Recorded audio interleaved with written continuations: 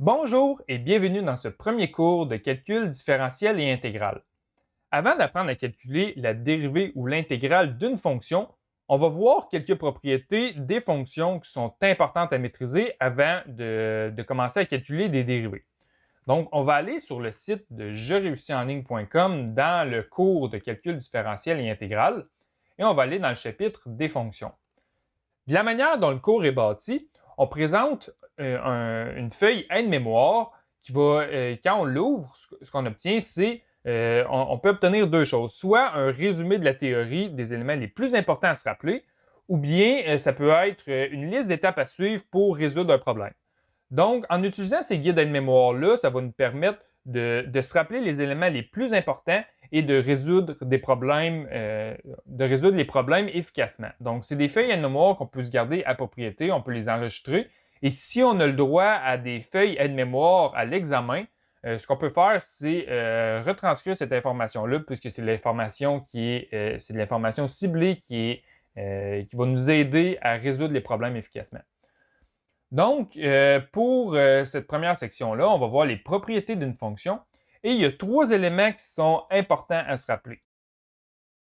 Le premier concept qui est important, c'est le domaine de la fonction. C'est quoi le domaine de la fonction? C'est l'ensemble des valeurs de x que peut prendre une fonction.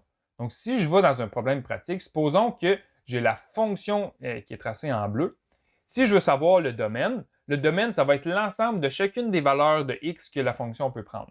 Donc, notre domaine, il va partir de moins 2 et qui va aller à 5, puisque sur l'ensemble de cet intervalle-là, la fonction, elle existe. Par contre, la valeur moins 2, elle va être excluse puisqu'on a un rond blanc.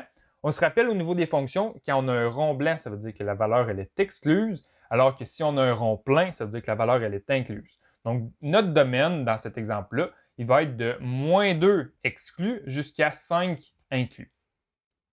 Ensuite, un autre élément qui est important à connaître, c'est l'image d'une fonction. L'image d'une fonction, c'est la même chose que le domaine, mais au niveau de l'axe des y. Donc, c'est l'ensemble des valeurs de y que la fonction peut prendre.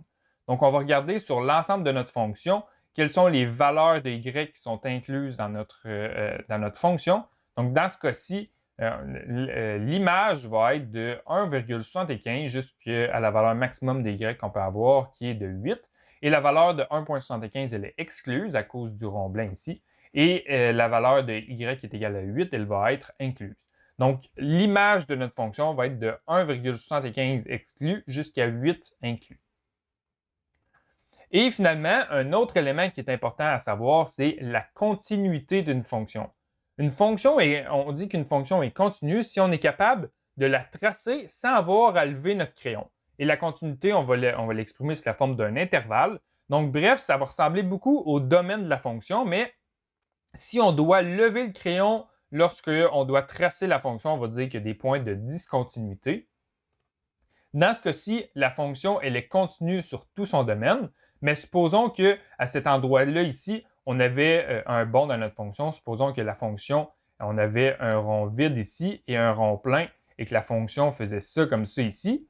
Eh bien, on aurait un point de discontinuité à cet endroit-là ici, puisque au moment de tracer notre fonction, on devrait faire un saut, on devrait lâcher le crayon et se déplacer à un autre endroit pour pouvoir continuer à la tracer.